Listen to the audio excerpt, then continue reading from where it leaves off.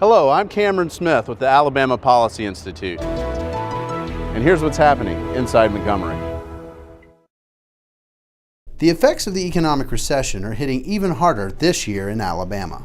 Governor Robert Bentley has declared proration of the state budgets for this fiscal year.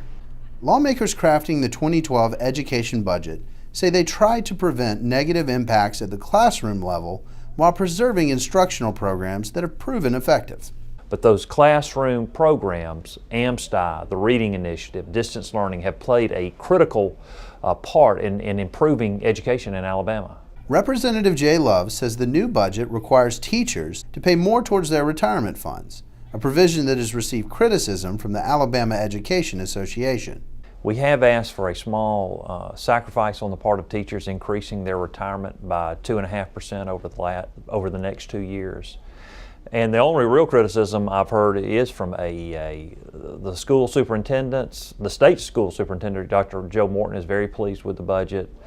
The university system is pleased with the budget. The junior college system would like a little more funding, and hopefully we can address their issues. But we just wanted to make sure we were crafting a budget that had minimal negative impact to the classroom as possible when you're losing $600 million of funding. The fiscal challenges facing education carry over to all aspects of the state's finances. Senator Arthur Orr chaired this year's General Fund Budget Committee. He says removing earmarks and focusing on essential statewide services was a specific goal for the Budget Committee. We have some bills in circulation that we have that are working their way through the system that are removing some of the earmarks via the tax collections. In other words, when a particular tax or revenue stream was approved years ago, that revenue stream was earmarked for a particular department or agency. And so there are bills that the governor has recommended that we pass that would take away the earmarks, so the revenue stream would continue to come to the state, but it would not be earmarked to a particular agency or commission or sector of state government.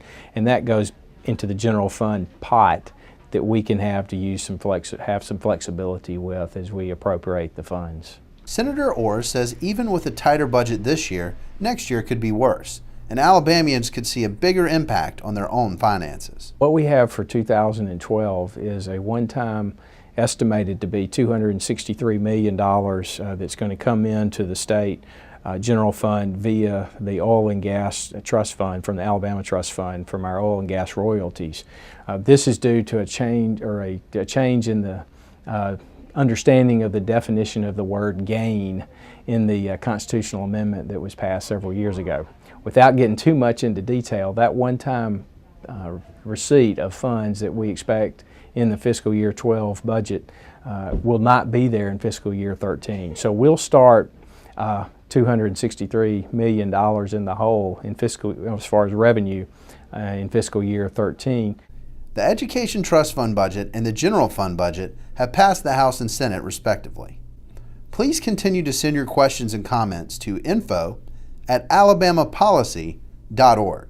For the Alabama Policy Institute, I'm Cameron Smith. Thank you for watching.